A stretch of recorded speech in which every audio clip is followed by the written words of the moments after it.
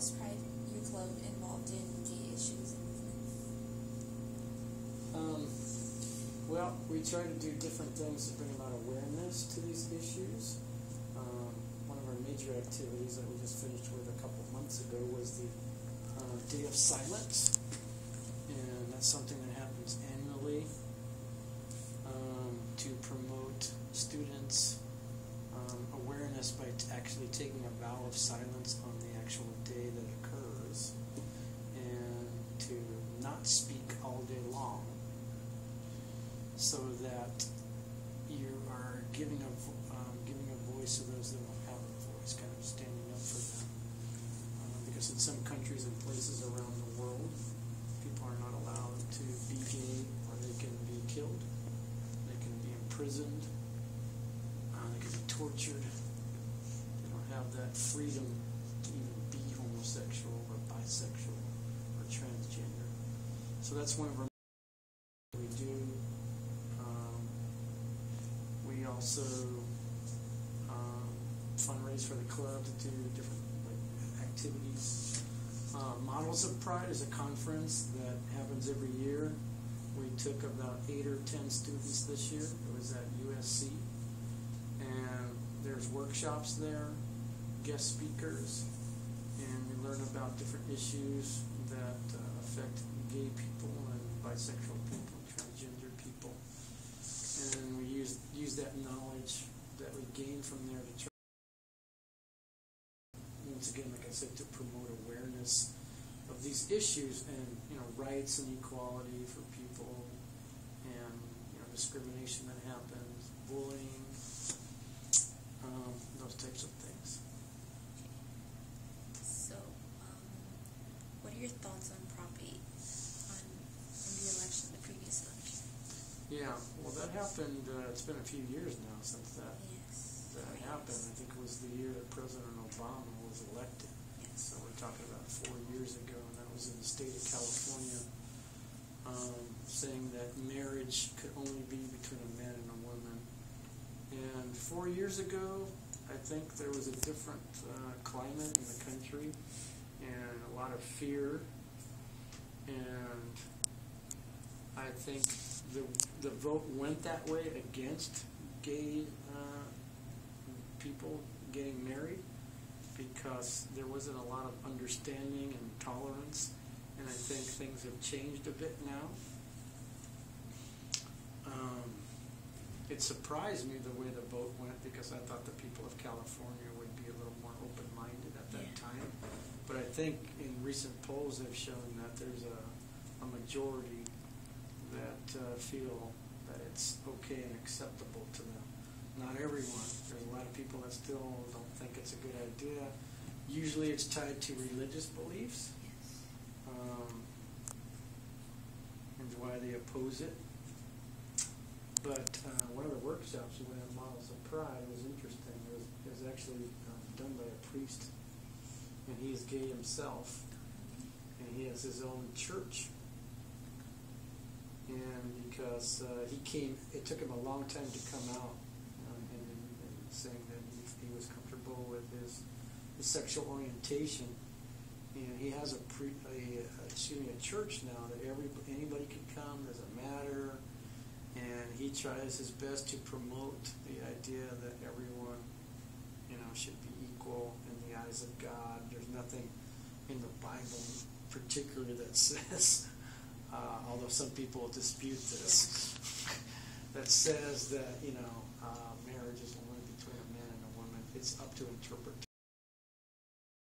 Bible that say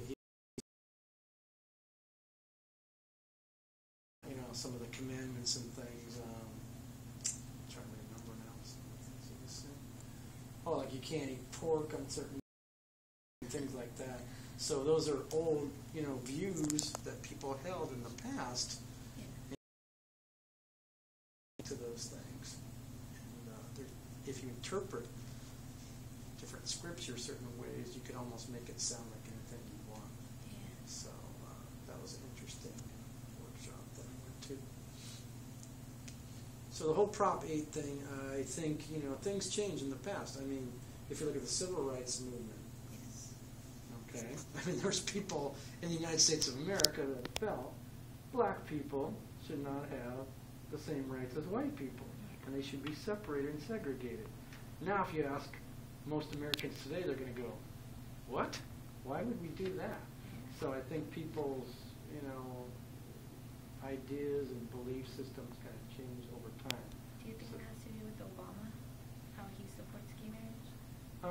Well, he wasn't in support of it at the time he ran when that proposition was there. He wasn't totally against it. He just said, well, he didn't think that it was something that should be passed, in terms of a law at that time when he was first elected. Now, we see over 4 years have gone by, and now his opinion has changed. And now he thinks it's something that should be, accepted and made into law. So I think some Americans, the same thing is maybe happening. Some of them, 20 years from now, maybe almost everyone will feel that way. I don't know. But sometimes people's beliefs and values kind of evolve over time and they change. What inspired you to become part of Phi Phi Phi? I originally started the club, that's been about 4 years. I had a student come to me, and she said that she was thinking of coming out, but was very afraid. She didn't think her parents would accept it, and she was afraid of how she might react, particularly her father. And she felt very alone. She didn't have anybody to really talk to. Even she said her sister was not accepting of it. And she had talked to her.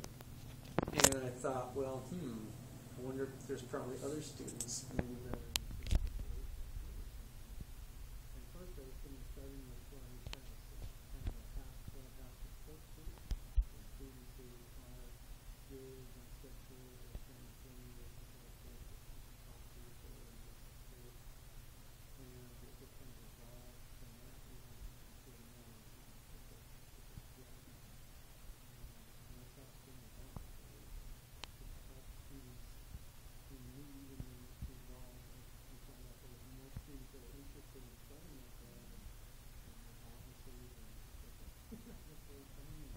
Okay, let's make it into a club and do some activities and get some good time.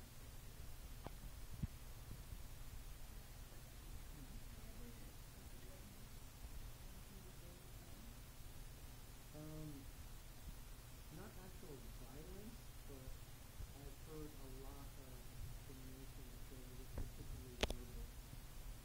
And I hear initial students sometimes and I upset them, especially the word, oh, that's gay, or this kind of stuff. And usually if they say it that way, they're meaning the derogatory way, or there's something wrong or negative about whatever they describe it, but they usually have to put that gay picture of it. So there's sort of a hidden connection between something negative and being gay, which is really important. And, I've heard people use different derogatory things, faggot, and students, I've heard the real world out there. I've never actually seen anybody attack someone way because of it. Not personally, but of course I've seen that on TV.